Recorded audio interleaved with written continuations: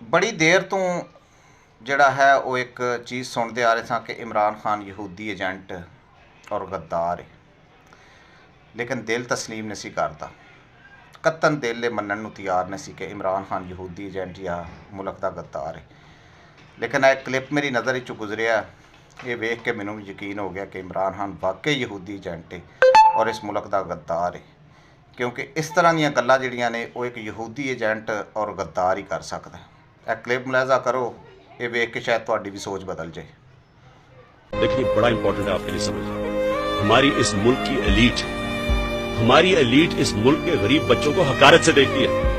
मुझे ये बताएं कि आज तक किसी ने परवाह किया है कि आज यहाँ 25 लाख मदरसों में स्टूडेंट पढ़ते हैं, गरीब तरीन घरानों के। किसी ने पूछा है कि क्यों नहीं यहाँ मदरसों से कोई जनरल निकलता, जज निकलता, डॉक्टर निकलता, इंजीनियर निकलता? क्यों नहीं निकलते वो बेचारों को? क्योंकि वो गरीब घरानों के बच्चे हैं। 8 लाख सिर्फ इंग्लिश मीडियम स्कूलों में बच्चे हैं, सारा कुछ इंग्लिश मीडियम के लिए, नौकरियां, CSP, सारी जॉब। तो ये जो 25 लाख बच्चे हैं, क्या हमारे बच्चे नहीं है ये?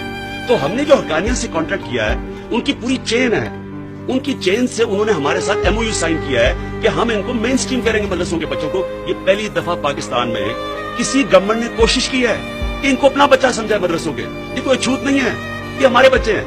तो मुझे इतना शर्म आती है कि किस तरह की ये ज़हनियत है कि आप कोशिश कर रहे हैं पहली दफा गवर्नमेंट इन बच्चों को उनको ऊपर लाने के लिए माशरे में, बेचारे उनको भी अच्छी अच्छी नौकरियां मिले, और सारे ये कोई किस किस्म की ये ज़हन है कि पीछे पड़ गए। तो जनाब, ये आपने क्या कर दिया? आपको पता है कि कितना पैसा, ये मैं अब बता रहा हूँ, 1000 अरब रुपया, 9000 अरब रुपया, 9 ट्रिलियन रुपया शहबाज शरीफ ने 9 साल में खर्च किया है। कितने इसने पैसे खर्च किए हैं गरीब घरानों में? ये जो बच्चे बेचारे मदरसों में होते हैं, कितना पैसा खर्च किया उनको ऊपर लाने के लिए? 9 साल से पावर में है, उससे पहले 20 साल से ये ओवरऑल पावर में है, वो पीपल्स पार्टी भी पावर में। कितनी इन्होंने कोशिश की है कि हमारे